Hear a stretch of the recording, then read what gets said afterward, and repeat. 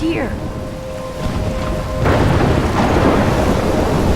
Wait, there's the lighthouse. I'll be safe if I can make it there. I hope. Please let me make it there.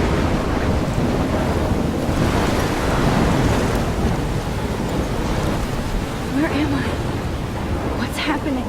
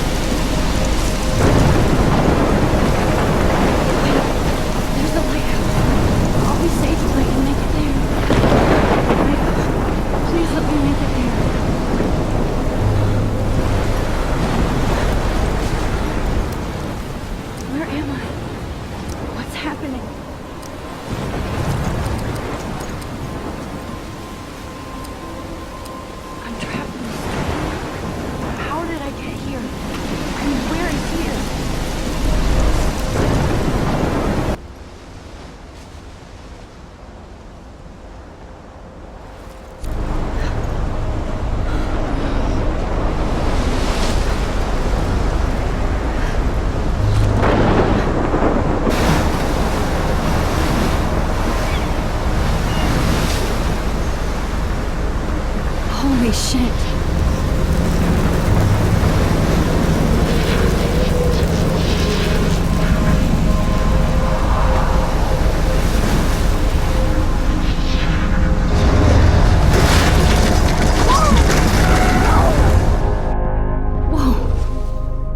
That was so surreal. Famously called film Little Pieces of Time. But he could be talking about photography, as he likely was. Okay, I'm in This is class. time confronting Everything's our cool. glory and our I am sorrow. okay. From light to shadow. From color to chiaroscuro. Now, can you give me an example of a photographer who perfectly captured the human condition in I black and didn't white? fall asleep, and that sure didn't feel like a dream. Bueller? Weird. Diane Arbus. There you go, Victoria. Why Arbus? Because of her images of hopeless faces, you feel like totally haunted by the eyes of those sad mothers and children. She saw humanity as tortured, right? And frankly, it's bullshit. Shh, shh, shh, shh. Keep that to yourself. Seriously, though, I could frame any one of you in a dark corner and capture you in a moment of desperation. And any one of you could do that to me. Isn't that too easy? Too obvious? What if Arbus chose to capture people at the height of their beauty or innocence? She had a brilliant eye, so she could have taken another approach. I have to admit, I'm not a big fan of her work. I prefer Robert Frank. Me too, Victoria. He captured the essence of post-war beat America, and there was honesty about the economic conditions of the era, but a beauty in the struggle.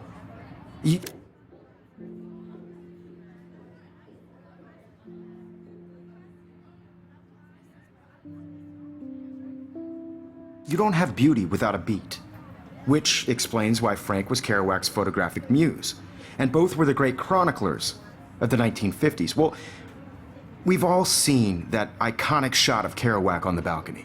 And if you haven't, shame, shame. Capturing the romantic urban solitude of the 20th century poet. You dig? Look at this crap. How can I show this to Mr. Jefferson? I can hear the class laughing at me now. Now, contrast Frank's stark Americana with Salvador Dali's surrealist photographs. Like Cocteau, he was a true... Look at this crap. How can I show this to Mr. Jefferson? And his famous self-portraits I can are hear the famous. class laughing at me Early now. examples of that truly awful word you pesky kids love so much. The selfie. And it's a great My tradition. little camera and I bag is battered, wholeheartedly but fight still for your right kicking. to self-expression. Or selfie expression. I haven't kept up with my journal as much as I should. So if anybody wants to question... If anybody else looked at this, what would they think?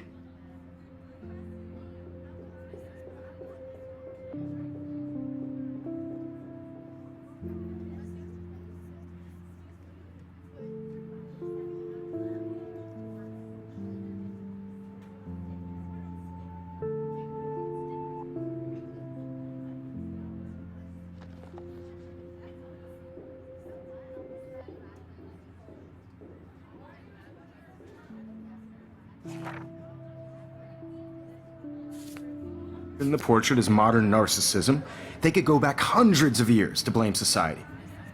Speaking of questions, I bet you thought I'd talk all the way until the bell rang. It's your turn to lecture us. Now, based on I believe Max has taken what you kids call a selfie. A dumb word for a wonderful photographic tradition. And Max has a gift. Of course, as you all know, the photo portrait has been popular since the early 1800s. Your generation was not the first to use images for selfie expression. Sorry, I couldn't resist. The point remains that the portraiture has always been a vital aspect of art and photography for as long as it's been around. Now, Max, since you've captured our interest and clearly want to join the conversation, can you please tell us the name of the process that gave birth to the first self-portraits?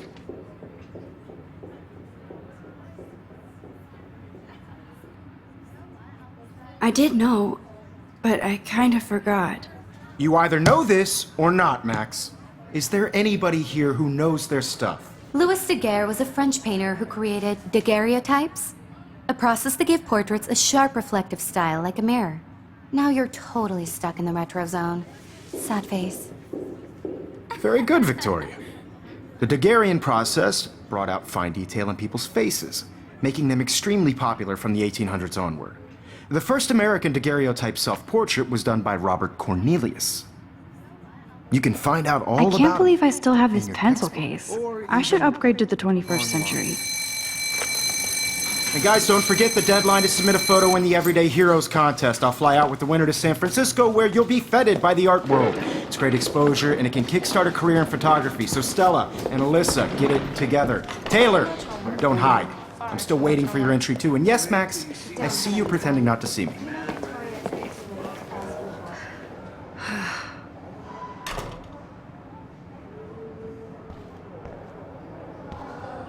Yes, Victoria. I should have known. She'll have better equipment than Blackwell.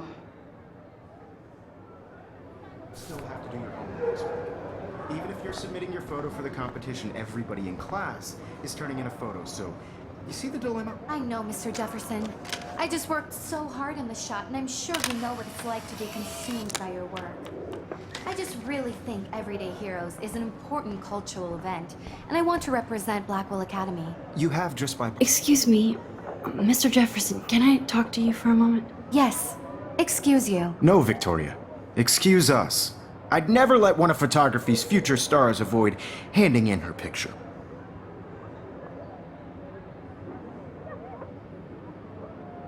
Do I have to? I just don't think it's that big a deal. Max, you're a better photographer than a liar.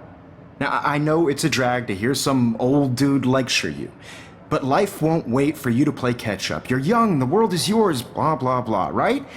But you do have a gift. You have the fever to take images, to frame the world only the way you envision it. Now, all you need is...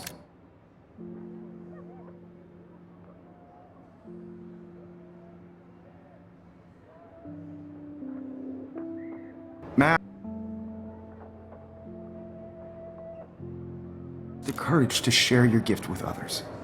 And that's what separates the artist from the amateur. Every time I look at Victoria, I feel like she's talking smack about me.